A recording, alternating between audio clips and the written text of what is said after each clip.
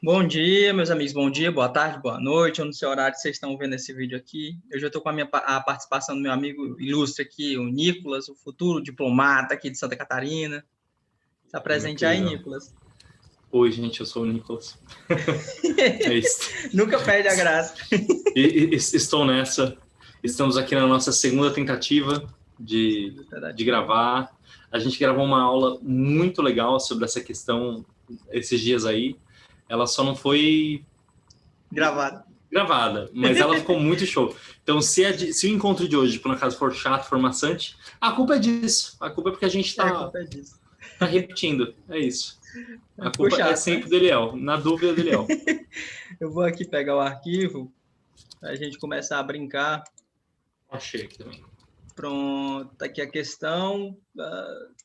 Não mexi nela desde a última vez. Vou compartilhar aqui a tela com vocês. Pronto, vocês devem estar vendo aqui a tela, né, Nicolas? Sim. Perfeito. Eu vou pedir desculpa a bagunça, eu tive que... a internet não tá pegando no meu quarto, eu tive que procurar outro canto e tal. Nem sempre é assim, gente, eu juro, mas amanhã é Natal, então tá tudo certo. Pois vamos começar. A análise da prova hoje, né, Nicolas? A gente vai focar numa questão discursiva de terceira fase, CACD, da diplomacia brasileira, de política internacional, mas o tema é o tema de geografia, tese de... Assim, tecnicamente, né? Porque dialoga com coisas bem atuais e foi puxada nesse lado para a política internacional, que é a tese de Mackinder. Então, o que você queria dizer, Nicolas? Você está se coçando aí para falar? Não, é que geopolítica é o tema, né? Isso, geopolítica. Ele pode não confundir com geografia política, que é uma área bem da geografia, mas a geopolítica ela é transversal. Então, geopolítica ela pode aparecer tanto em história, quanto em política internacional, quanto em geografia. E aí, o CACD genialmente colocou uma questão muito massa, muito legal, na prova de política internacional. E é sobre essa questão que a gente vai conversar. Engraçado que pode cair outras teorias geopolíticas, como a de Meehan, como a de Hansoff. Tem inúmeras outras teorias geopolíticas que são até interessantes de a gente dar uma olhada, né, estudando geografia, mas com foco, pode ser que caia em PI, alguma coisinha relacionada a isso também. Bem, o enunciado, eu vou aqui compartilhar com vocês para ficar uma coisa bonita, uma coisa organizada. Eu vou aqui botar, deixa eu pegar aqui a questão, acho que eu estou com o guia aberto, vou compartilhar aqui com o guia contigo, tá, Nicolas? A galera vai conseguir ver. Pronto, aqui não é a questão é a questão de PI. Ó, já essa foto será a nossa, tá? De todos nós que estamos assistindo esse vídeo, que estamos fazendo esse vídeo. Já seremos nós lá tirando a foto da posse. Política internacional, acho que foi a segunda questão. Pronto, exatamente. Considerando os fragmentos apresentados, tem caráter meramente motivador, aborde necessariamente os seguintes tópicos. Analise sistematicamente a tese de Mackinder, analise sistematicamente se a tese de Mackinder correspondeu ou não ao teste da história de 1904 até hoje. Então, a questão foi bem ampla, né? E o item B, descreva quais seriam hoje os objetivos estratégicos dos Estados Unidos, China, Rússia, levando em conta o pensamento de Mackinder e o cenário estratégico global, uma questão que tinha que escrever em torno de 90 linhas e valia 30 pontos. 30 pontos, eu nunca fiz a terceira fase, né, Nicolas, mas 30 pontos é importante, né, cara? É um pontinho, faz diferença grande. E aí, só para contextualizar, então, né, por que de 1904 até hoje? Porque em 1904, esse cara aí, o Mackinder, que ele tinha alguns problemas físicos e tal, mas ele era do exército. E aí ele ficou mais para a parte teórica, né? E ele publica, então, esse texto, que é o pivô geográfico da história, onde ele vai dar início a essa série de conversas e discussões que a gente chama de geopolítica, né? Exatamente. E a tese dele é que existe uma área no mundo chamada Ilha Mundo, que corresponde tipo, a parte da Rússia, parte da Europa e um pouquinho do Oriente Médio ali, que seria a área central do mundo, né? Como a área pivô, né? A área pivô, essa Ilha Mundo, ela você não chega por navio e tal, então quem controlasse ela controlaria a Ilha Mundo, quem controlasse a Ilha Mundo controlaria o mundo, né? E aí com esse militar, né, muito grande. Esse texto, então, vai transformar o Mapa Mundi no War. né? E que você vai ter general veinho discutindo se isso é real ou não até hoje em dia. Assim. Até hoje em dia, exatamente. E teve muita importância para as guerras mundiais. E isso foi tão importante que até motivou a questão, né? Só a título de dados estatísticos, a média foi 18 pontos, valiam 30 pontos, ou seja, foi um pouquinho acima da metade. Isso aqui é média geral, tá? Desvio padrão de 8 pontos, ou seja, tinha 8 para mais, 8 para menos. E teve gente que gabaritou. Na verdade, só teve uma pessoa que gabaritou a questão, que foi o Bruno Rolim. A gente vai fazer análise dessa resposta dele, que foi maestral mesmo. Eu vou compartilhar com vocês agora a questão dela. Vamos pegar primeiro o padrão de resposta, vamos dissecá-lo. E a partir do padrão de resposta, a gente começa a ler a questão do Bruno e a gente aponta o que ele acertou, de fato. E ele acertou tudo praticamente assim na questão, porque tirou nota máxima, né? E a gente aborda conceitos que podem ser importantes para uma primeira fase, pode ser que caia novamente. Beleza, a gente vai fazer essa temática que nem na outra vez, tá, Nicolas? Eu leio o primeiro quesito, tu lê o segundo quesito, e a gente vai fazendo essa dança aqui. Beleza?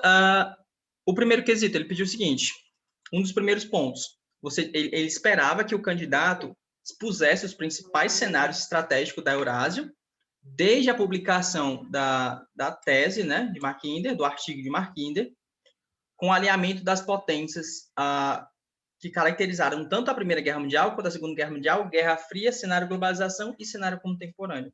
Basicamente, ele queria uma linha do tempo, desde aquela pré-Primeira Guerra Mundial, que foi o alinhamento dos blocos estratégicos, dessa territorialização, toda essa diplomacia que acabou depois gerando a Primeira Guerra Mundial. Ele queria que você falasse da Segunda Guerra Mundial, era interessante você pegar o Entre Guerras, né, que teve a queda da Bolsa e tal, mas não tinha tanta relevância para a questão, mas pedia esses fatos históricos. Então, era o primeiro cenário, basicamente era uma contextualização geral, toda a história, né, de 1904 para cá. E tem dois aqui, o Nicolas tá vendo direitinho? Não, tem um comentário só, que é uma tendência do CSD nos últimos anos, que ele está separando muito bem o contemporâneo da década de 90. Década de 90, começo do século 21. No sentido de que, às vezes, quando a gente estuda, está estudando a história de alguma coisa, quando passa os anos 80 já entra no contemporâneo, né? E o CSD vem desconstruindo isso, ele mudou o edital para isso e ele está desenhando, ele está chamando essa época, anos 90, começo dos anos 2000, de cenário da globalização, né? Então, década de 90, começo dos anos 2000, já não é mais cenário contemporâneo. O cenário contemporâneo, ele está te obrigando, quando ele faz essa separação, a você estar mais atualizado. Você precisa ter na sua cabeça de 2005 para cá, como cenário contemporâneo. E entender as diferenças desse cenário contemporâneo para a década de 90. Então, é uma coisa muito boba, assim, mas geralmente, quando a gente estrutura a aula, sei lá, quando eu dou aula para o ensino médio, a década de 90 entra tudo no bojo do contemporâneo. E a gente está em 2020. Né? Então, o CSD ele está forçando essa separação e está deixando isso muito claro em todas as disciplinas. E até bom que já caiu na primeira fase, né? Não, já caiu na grade de resposta, você pode até colocar isso como fonte técnica para você colocar numa outra redação. Deixa eu ver aqui. Tu vai ler o quesito 2 aqui? Sim. Pois então, vamos lá. Ele vai pedir, então, para você ver como que funcionou as estratégias, as alianças políticas durante a Primeira e a Segunda Guerra Mundial, relacionando isso com a tese do Mackinder, né? Porque a Rússia vai se aliar, então, com potências navais, Estados Unidos e Grã-Bretanha, e a França numa grande coalizão contra a Alemanha. E aí o quesito já vai falar que já é para você mostrar que isso não corresponde exatamente à previsão geopolítica do artigo de 1904, né? A hipótese do Mackinder, ela faz mais sentido numa aliança entre Rússia e Alemanha. E a gente teve isso muito brevemente só durante o pacto Molotov-Ribbentrop, né, que são os nomes dos chanceleres da Rússia e da Alemanha nazista. E esse pacto é esse combo que o Mackinder falava que ia ser o dominador, né? Mas as nações, então, a Alemanha especialmente, não levou isso em conta, né? E ela fez muito pouco aquilo que o Mackinder pregou, né? Em 41 ela mesmo frustra o Ribbentrop. Isso tem que aparecer na sua questão.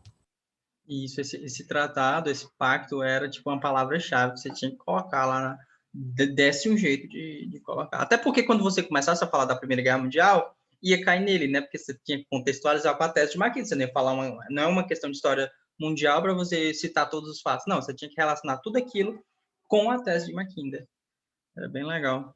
E é legal, porque se o CSD quiser explorar isso para o século XIX, quando a gente vai pensar a biografia do Bismarck no processo de unificação alemã, ele avisava que o negócio da Alemanha era uma grande aliança com a Rússia, né? E aí você tem os aspectos culturais que vão jogar a Alemanha para o colo da Áustria, né? A Alemanha tenta criar uma triangulação entre Alemanha, Áustria e Rússia e falha por conta da rivalidade austro-russa, né? O E pan-eslavismo lá com a Sérvia, né? isso, total, total. O pan-germanismo se coloca contra o pan-eslavismo e essa aliança matadora aí que tanto Bismarck quanto Mackinder posteriormente vai olhar e vai apostar as fichas, não rola, né? É super importante para a concretização da tese, né? Alemanha e Rússia se juntando para fechar o Heartland. Pronto, e o quesito 3 já falava basicamente disso. O quesito 3 já esperava que tu colocasse a Guerra Fria no contexto, né? E explicasse esse controle. O que era bom você conceituar o que é Heartland e a partir desse conceito você colocasse a importância de ter esse controle, tá?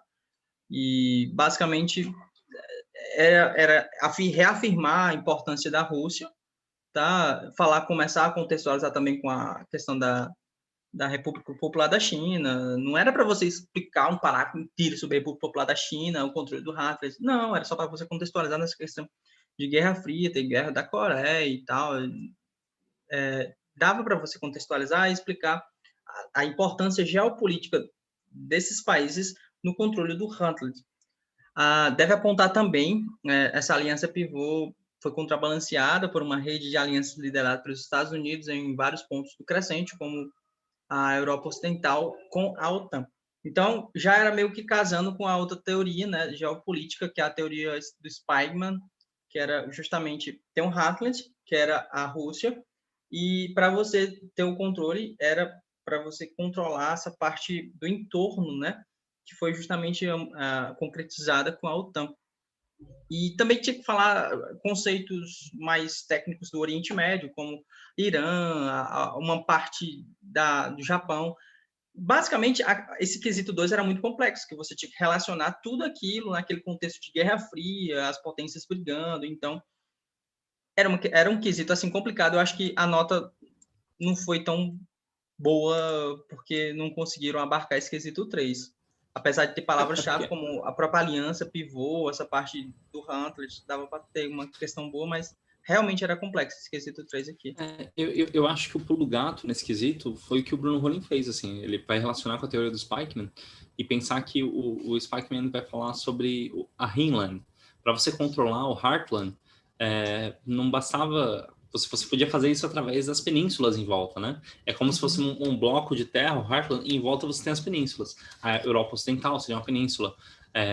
Aí você tem o Irã ali na entradinha do Heartland, você tem Austrália, Japão, Coreia do Sul, Vietnã. E se você for ver as interferências dos Estados Unidos na segunda metade do século XX, casa muito com essa teoria, né? Porque os Estados Unidos, diferente da Rússia, ele não era uma potência de grande poder terrestre, né? O negócio dos Estados Unidos é o poder marítimo. Inclusive, teve lá o almirante Mahan, que é o cara que vai dialogar com o Mackinder e vai pensar, opa, mas espera, tem chance do poder naval ser importante aí. Então, o Mahan vai pensar a marinha de outra maneira e vai acabar dando terreno para o Spikeman desenvolver a teoria dele, que é a teoria das penínsulas. Então, o pulo do gato aí era pensar justamente a história dos Estados Unidos, a história da política externa dos Estados Unidos, cuja estratégia era justamente formar essas penínsulas, né? Cara, é só você for ver onde que os Estados Unidos se enfiou depois da Segunda Guerra Mundial. Na Coreia do Sul, no Japão, no Vietnã. O Irã só vai virar inimigo dos Estados Unidos depois da Revolução Iraniana, que vai tirar o cara que os Estados Unidos apoiava, que era o Shah, né? E aí você pensa os Estados Unidos cheio de base na Espanha, né? Todas nas penínsulas em volta do Heartland. Pega a OTAN, materializado na OTAN, né? Basicamente. OTAN, Assim. total.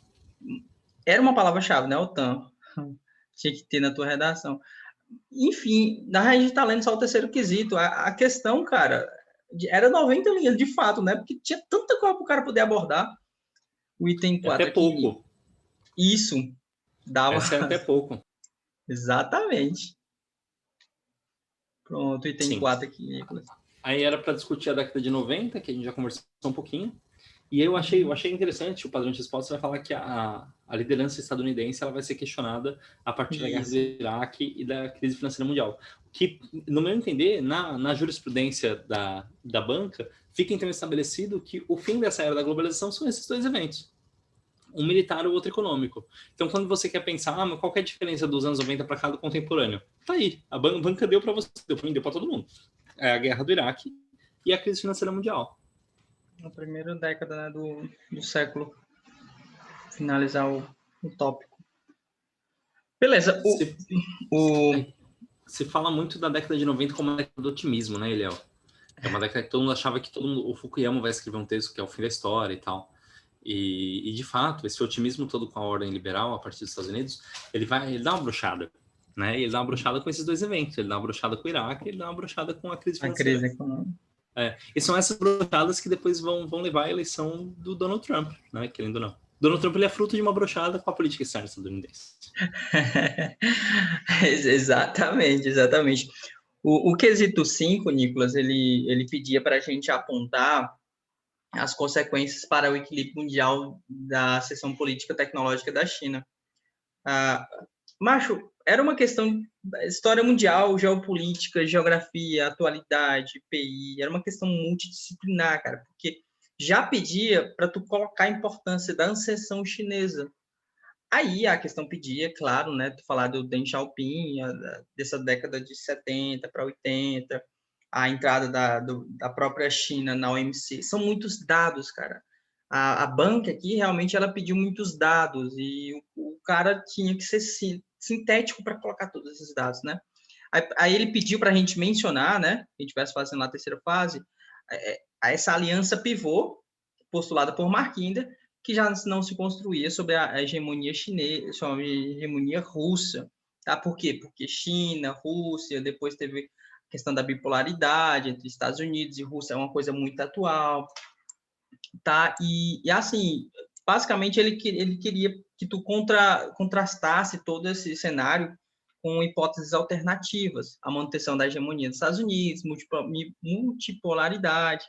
Então, assim, era um parágrafo dedicado basicamente à China, né? Que tinha que ser bem conciso. O pulo do gato era colocar a China como player nessa história, né? Isso. E aí já podia fazer referência, já engatar junto com o quesito 3 ali, que ele vai falar, ele chama atenção para um dado, um padrão de resposta, que assim que teve o rompimento sino-soviético, lá na década de 80, perdão, final da década de 60, os Estados Unidos já vai correndo com a diplomacia do ping-pong na década de 70. Né? Por entender que, tipo, se a China fechar comigo, cara, eu vou estar na cara do gol ali, né? E hoje em dia, qual que é o grande medo geopolítico dos Estados Unidos? É que a Rússia e a China façam exatamente o que elas estão fazendo. Porque se elas se unirem, se elas se alinharem de qualquer forma, você vai ter o Heartland todo controlado. E controlado de uma maneira ameaçadora para os interesses estadunidenses. Né? E a guerra comercial exemplifica muito isso, né? Estados Unidos e China.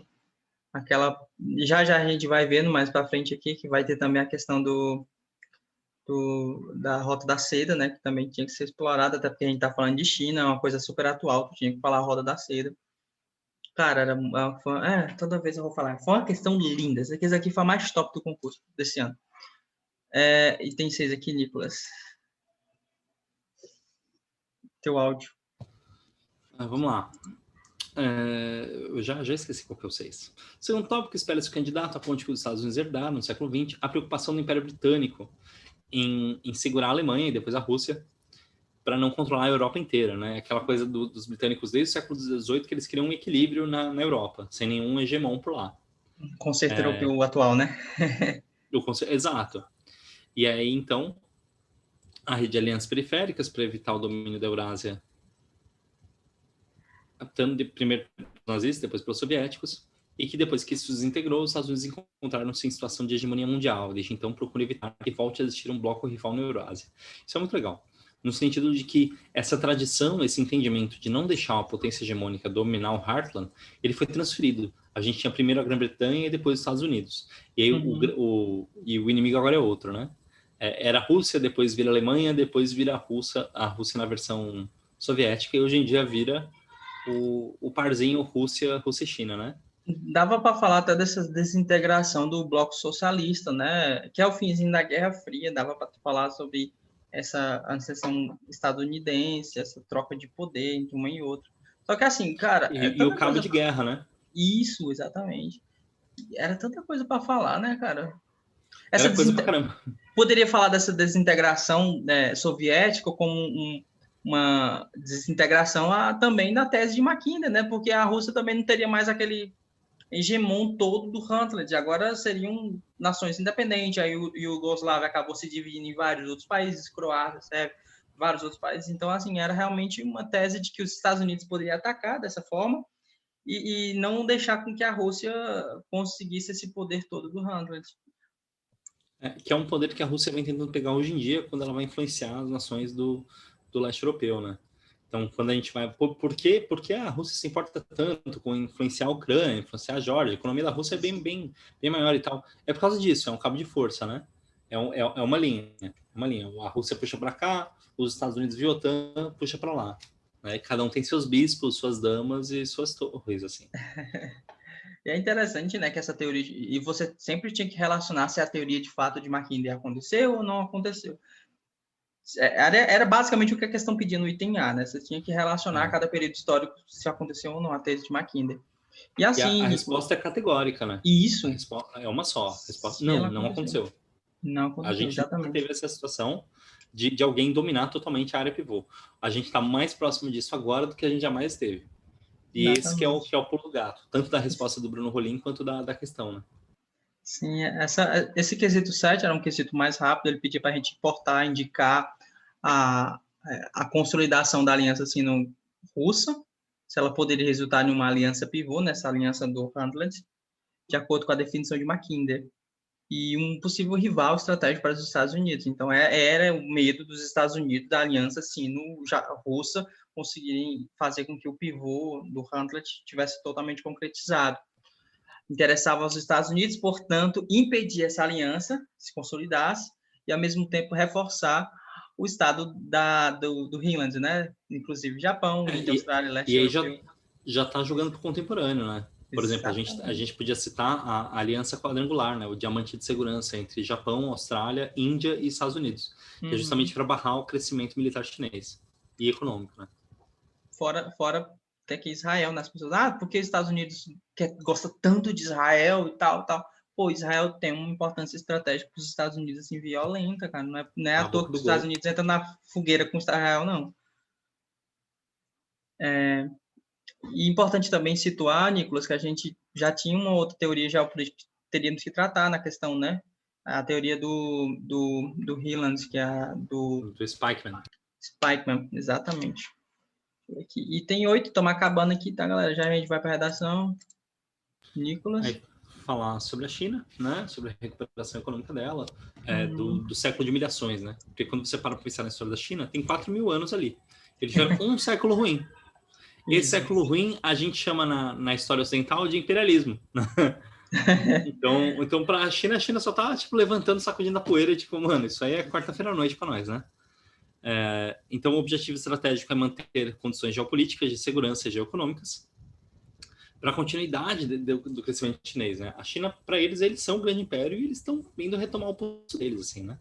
Sim. Então, vulnerável a bloqueio por potências aeronavais, como os Estados Unidos, porque China é um continente inteiro. A China procura reduzir sua dependência do comércio marítimo pela Belt and Road Initiative. E aí é legal falar que porque a Belt and Road Initiative, ela é uma estratégia geoeconômica, geopolítica, e se relaciona com a nova Rota da Seda, que a China está ajudando com estrutura para auxiliar no comércio com diversas nações, assim, né? Então é como se a China estivesse expandindo os bracinhos dela para a África, até a América Latina, está construindo um novo canal no Panamá, acho até que já terminou, né? Acho que já. Projetos bilionários, trilionários. E o melhor de tudo, assim, sob uma lógica multilateral e sustentável. Isso. Então ela pegou onde os Estados Unidos errou, né? Foi para Onde consertar. que a Europa não estava preocupada, ela falou, vou fazer mais, vou fazer melhor. Então você Sim. tem países tipo a Índia, que faz parte da estratégia geopolítica dos Estados Unidos, que quando chega na hora de uma organização da cooperação de Xangai, por exemplo, que tem a possibilidade de fazer um pacto econômico com a China, não pode falar não, porque senão vai sair perdendo. né? Então, a China vai pela economia e jogando com as regras que são criadas aí no sistema ONU, né? Foi por isso que, por exemplo, a Argentina meio que cedeu a isso, né? E criou uma aliança muito forte com a China. Acho que teve um mês aqui, eu lendo notícias de política internacional, que a Argentina se tornou uma grande parceira chinesa, não foi? Chegou até a ultrapassar o Brasil, se não estiver enganado, né, Nicolas? Eu vi isso em algum lugar. É só você ver a ascensão da China em relação ao próprio Brasil também, né? É o nosso principal parceiro econômico. Exatamente. Passou os Não, Estados Unidos. não existe Brasil sem China mais. Não existe. Por mais que muita gente queira forçar que, o contrário, economicamente não existe. E o muito louco é que a gente é dependente deles, mas eles, as últimas notícias da Tanzânia, eles não são dependentes de nós, né? A primeira rusga política que teve com o Brasil, o primeiro ano que deu ruim, eles já estão comprando soja da Tanzânia, assim. O quesito 9, Nicolas, ele pediu para a gente falar sobre um pouquinho da tecnologia militar russa. Tá, e é importante analisar a hipótese de que a China, assumindo a condição de rival estratégico dos Estados Unidos, projete poder em seu entorno imediato e além dele. É basicamente aquilo que a gente fala do Riemann, né? Não tem muito pra onde a gente correr, não. Não precisava também você entrar no mérito de presidente, o Putin, do próprio presidente chinês, de autoritarismo. Não precisava. A questão só pedia tese de Mackinder, evolução histórica, e você falar se ocorreu ou não a tese. Quesito 10 aqui, meu colega, para a gente fechar a grade.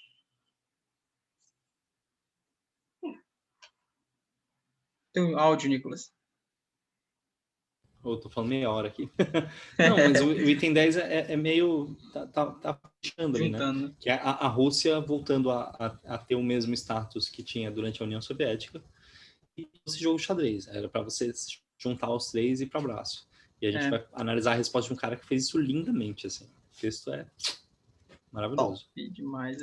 A gente pegou alguns pontos importantes, são em cores diferentes, justamente para destacar a palavra-chave, tá? Aqui que a gente falou na grade de resposta, e vamos ficar essa mesma bate-rola. Eu falo de um parágrafo, o fala do outro, para a gente dar um segmento, porque é linda. A redação do cara foi linda, não é porque ele passou com a maior nota aqui, não, mas a redação foi top, a redação dele. Então, vamos lá. A tese de Mackinder foi posta a tese em várias ocasiões ao longo da história. A primeira delas foi na Primeira Guerra Mundial, né, 1914. Temia-se uma entente russo-germânica, o que se ampliou após a derrota de ambos os países, excluindo da ordem do imediato pós-guerra. Ao longo da década de 20, a perspectiva dessa aproximação levou à inclusão alemã na Liga das Nações. Além disso, Estados Unidos e Reino Unido buscavam manter o controle ao entorno russo, seja por colônia, caso indiano, ou seja pelo fortalecimento naval japonês. Isso viria abaixo na década de 30, com o Japão se aproximando da Alemanha e o pacto Ribbentrop-Molotov. Novamente, a ameaça da entente russo-germânica emergia, mas seria frustrada pelos próprios alemães, que decidiriam atacar a Rússia na Segunda Guerra Mundial. E tem uma tese geopolítica que fala assim, caralho, como é que pode? Era para se aliar com ela, foi atacar ela, cara. Que era a tese do Hans Solf, né? Hans Solf, alguma coisa assim. Haushofer? Isso, exatamente. E a questão toda é que eu acho legal que ele colocou que já fazia parte do jogo geopolítico dos Estados Unidos se deixar a Alemanha mais próxima de si, por mais que tivesse acabado de derrotar a Alemanha na guerra, justamente para fazer uma oposição à Rússia soviética, né? E outra curiosidade também, na época da Primeira Guerra Mundial, o Kaiser e o Czar, eles eram primos, né? Pensa no climão no Natal, assim, né? Bom, não teve Natal porque o Czar morreu antes do fim da guerra, mas enfim. Climão Natal, né? Então, aí ele vai discutir no segundo parágrafo outras estratégias dos Estados Unidos. Ele vai colocar o plano Marshall e a OCDE, que era o OECE, que era justamente uma organização para pensar como gerir o dinheiro do plano Marshall, para trazer a Europa mais próxima dos Estados Unidos e mais longe da União Soviética, né? Então, aí ele já vai comentar também a Revolução Chinesa de 49, né? E a Guerra da Coreia. A Guerra da Coreia já é super sintomática para pensar os Estados Unidos se preocupando com a península e a China já se posicionando do lado soviético, né? Exatamente. Então, novamente, E ele reforça que a tese de Mark Kinder não se concretizou, porque a gente, de novo, não teve nenhum país que conquistou tudo. Mais ameaças, né? E aí ele já vai jogar para o contemporâneo. Ele vai falar que a Rússia, depois de anos de entropia após fim da União Soviética, busca se recuperar hoje em dia, né? E que a China ascendeu meteoricamente e é o que é hoje. E os Estados Unidos está num momento de declínio, né? Ele estava no auge na década de 90 e agora ele está vendo outros polos de poder. Então, aqui, no segundo parágrafo, ele já jogou para hoje em dia. Vamos falar de hoje, vamos falar de geopolítica hoje, vamos falar de geopolítica agora, né? Eu penso que ele... Eu penso que na introdução ele introduziu de uma forma bem geral. No segundo parágrafo foi meio que uma continuação da introdução, só que uma continuação jogada para a atualidade e juntou os três países que estavam pedindo a questão. Foi bem pensado aqui. Rapaz, estava inspirado, viu? Tava, cara. Parece que ele tinha estudado esse tema, assim, recentemente. Foi. Então, agora ele colocou central. Hoje, o Huntland consiste na região central e seu entorno, agora com um conjunto de novos atores nacionais surgidos na dissolução soviética, adequando-se o pensamento de Mackinder ao cenário estratégico global. A China passa a desempenhar o papel dos grandes postulantes ao controle da área pivô, que a área pivô é uma palavra-chave, né? Por meio da iniciativa da Rota da Seda. Palavra-chave. Se, em 1904, Mackinder temia a disseminação de uma rede ferroviária, o projeto chinês vai além, incluindo uma rota marítima pelo sul da massa eurasiana e outra pelo Ártico, que se encontra cada vez mais acessível à navegação. Cara, ele pegou todos os temas mais atuais e colocou num parágrafo de 4 linhas, cara. Foi genial aqui o que ele fez. E ainda reforçou o tópico frasal da própria questão, né? Se em 1904 Mackinder temia a disseminação de uma rede ferroviária, que a teoria, aquela tese de meio que diminuir o poder do Huntland, a China fez pior, Rota da Seda. Foi show esse parágrafo. Aí no segundo, então ele vai falar que a China então está tentando conter a contenção. Porque se o plano do Heinlein, do Spikeman, é conter a influência sobre o Heartland, então o plano da China é conter o Heinlein. Né? E a Rota da Seda serve para isso. Para mim é um jogo xadrez. Tem aquela casa central que todo mundo no começo do jogo quer conquistar. Então, para mim, a teoria do Mackinder é você ir lá com o peão direto. A teoria do Spikeman é você pegar as peças maiores para depois para fazer um ataque em segundo plano para controlar a área central. E o que a China está fazendo hoje é botando o tabuleiro inteiro para pegar essas peças para garantir que a área central fique com o seu peão. É uma sobreposição de camadas ali, né? Ele falou do Riemann, do Spikeman, né? Que era um tópico, uma palavra-chave. Por isso que ele adquiriu tantos pontos e conseguiu gabaritar a questão, porque ele colou as palavras-chave. E isso é o mais importante. Chegou a falar de suporte financeiro, de um banco, né? Acabou que faz parte da Roda da Seda. Isso, exatamente. E aí ele continua falando da Roda da Seda, né? Ele vai falar que da Força Naval Chinesa, que existe, e é justamente para conter a Força Naval estadunidense, né? Então, aí aqui ele fala da Índia, né? Países como a Índia já expressaram seu temor contra as pretensões chinesas do conceito de colar de pérolas. A China não apenas buscaria estabelecer-se comercialmente, mas manter presença militar em todo o Índico, chegando à África Ocidental. Né? Já mostra a Índia como um estado que teme isso, né? E aí o Ártico, se a China articular com a Rússia, está dominado, né? Ele pensou assim, pô, acho que é uma coisa muito atual, né? 2019 estava em voga também, e não, vou ter que colocar porque pode ser que seja dos quesitos da banca. No outro parágrafo, ele já falou de Rússia. Vocês percebam que nesse parágrafo aqui, ele basicamente tratou de China. Aí no outro ele tratou de quê? De Rússia, porque a questão pedia política estratégica de Estados Unidos, Rússia e China. Opa. Beleza? Então, o que ele falou? A Rússia hoje também tem seu objetivo estratégico, que leva em conta a ideia de um mundo multipolar, era uma palavra que estava na grade de resposta, no qual é um dos polos. Dentro da política externa de Putin, o entorno imediato do país e o espaço ex-soviético são áreas de interesse direto, era o que a gente estava falando, né? Dentro desse objetivo, Moscou encabeçou iniciativas como a Comunidade dos Estados Independentes, a CEI, e a sua área de livre comércio e a OTSC, espécie de OTAN no espaço regional. As iniciativas econômicas incluem a Comunidade Econômica Eurasiática, enquanto a projeções de água quente, Mar Negro, Rússia busca uma aproximação. Ele falou também aliança russo com os chineses que é uma forma de Com a China. consubstanciar alternativa dos Estados Unidos e criar um novo eixo de poder, né? Deslocando ao leste e ao Pacífico e no Ártico buscar ampliar seu poder continental. Cara, a plataforma continental que também é um E aí assunto já super podia atual. lançar... já podia cantar a bola do BRICS, né? Oi? Eu aproveitaria para falar do BRICS, assim, né? Eu aproveitaria para falar do BRICS. O BRICS foi uma tentativa também de uma construção de uma organização de vários locais para se opor à hegemonia estadunidense, né? Que já não é mais um tema contemporâneo. E não é um tema contemporâneo por culpa nossa, porque Índia, Rússia e China permanecem unidos na Organização de Cooperação de Xangai. O papel da Índia ele é muito ambíguo nesse processo todo. Ele tem problemas de segurança com a China, mas economicamente ele está com ela. Assim, Dependente, né? A Índia, para mim, é o país que ou tem a melhor estratégia de todas, ou está perdido. Assim, né?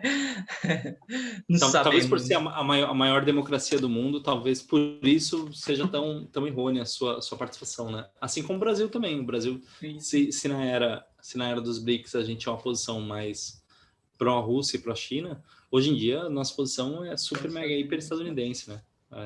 Tu vê como muda, né? De governo para governo muda tanta coisa, geopoliticamente falando, né? É incrível isso. E você vê como não muda em países como China e Rússia, onde você não tem um revezamento de poder. Né? Você tem o Xi e o Putin, que são os líderes que estão há mais tempo no poder em seus respectivos países. Então, continuam a mesma linha de pensamento. Né? E o sistema dos Estados Unidos, você nunca tem... talvez a mudança geopolítica mais radical que tenha sido Trump, porque eles têm um sistema eleitoral justamente para você não fugir do esquema do jogo. Né? Time que está ganhando não se mexe. Então, você tem todo um sistema eleitoral para assegurar que o cara que vai ser eleito ou vai ser um republicano ou um democrata. É muito louco. Muito louco. E na questão, ele foi esperto que ele colocou uma palavra assim forte, né? Política externa de Vladimir Putin. Então, isso é um atrativo. A questão, nossa, o cara entende da política externa de Putin. Cara, esse cara é foda. Por mais que ele não entre em detalhes, né? Aqui ele já falou de Trump, dos Estados Unidos, esse outro parágrafo, né, Nicolas? Ele vai falar justamente dessa ruptura que foi o governo Trump, né? E só que aí ele vai falar, só que embora o Trump tenha rompido muita coisa, ele não deixou de buscar conter os avanços russos e chineses.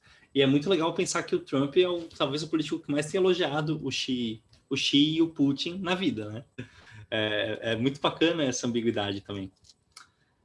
Tentativas de negociação com a Coreia do Norte, o Five Eyes, que é uma aliança de inteligência que inclui Canadá, Austrália e Nova Zelândia, para monitorar o Pacífico e as ações de Pequim, e aí tem toda a questão do Mar do Sul da China e tal.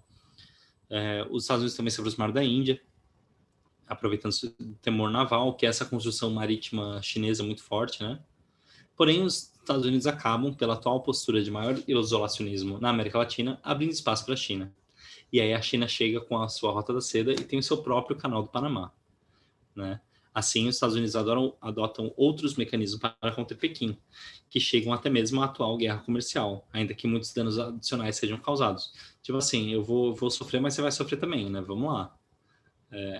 E na contenção do avanço russo no Ocidente, o Trump ele acaba por obstar a melhor atuação da OTAN, ao queixar-se da falta de contribuições suficientes europeias. Então, ele tentando reforçar, né, ele acabou mostrando um pouco de desunião, assim. A ideia do Trump de forçar os países a contribuírem mais militarmente é para justamente tentar conter mais a Rússia, né? Ainda assim, as aproximações com a Índia, Coreia do Norte e a presença do Mar do Sul da China mostram que o imperativo maquineiriano segue vivo na geopolítica norte-americana. Seja o Trump ou outro cara, a regra do jogo ainda tá aí, né? Bem para os Estados Unidos, né, que tá sempre buscando.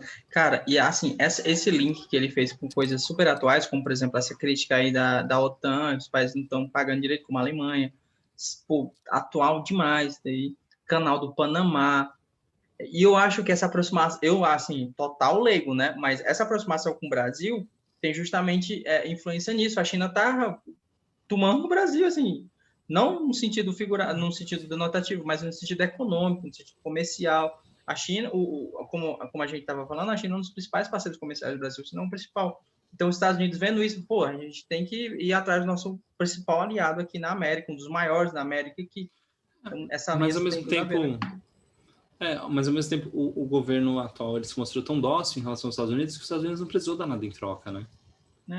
Tem isso, faltou um pouco de barganha, assim, né? E aí tem o aconteceu com último Fernando parágrafo Doutor, né? que ele fecha lindamente. É, total. Só que sem o memorando da frustração. É o Dutra que não se tocou ainda, né? Porque talvez ainda tenha tempo. Exatamente. Quem sabe trocando lá a liderança, talvez a gente faça o memorando da frustração 2. Frustration 2, The Return. Frustration. E para E aí tem o último fechar, parágrafozinho que é... Leia para nós. Quer ler? eu leio aqui, só porque ficou lindo também. 3 linhas Ficou. resumiu tudo. Em 115 anos, ele fez uma continha matemática ali, só o milho. A tese de Mackinder jamais se concretizou. Respondeu a questão pediu, se concretizou ou não se concretizou. Em 115 anos, a tese de Mackinder jamais se concretizou. Aqui foi uma coisa bem forte, de ter certeza de estar falando isso aqui. Sobretudo pelas ações de outros atores que frustraram as tentativas. Outros atores, Rússia, China. Ele não quis repetir as palavras, mas ele deixou isso implícito.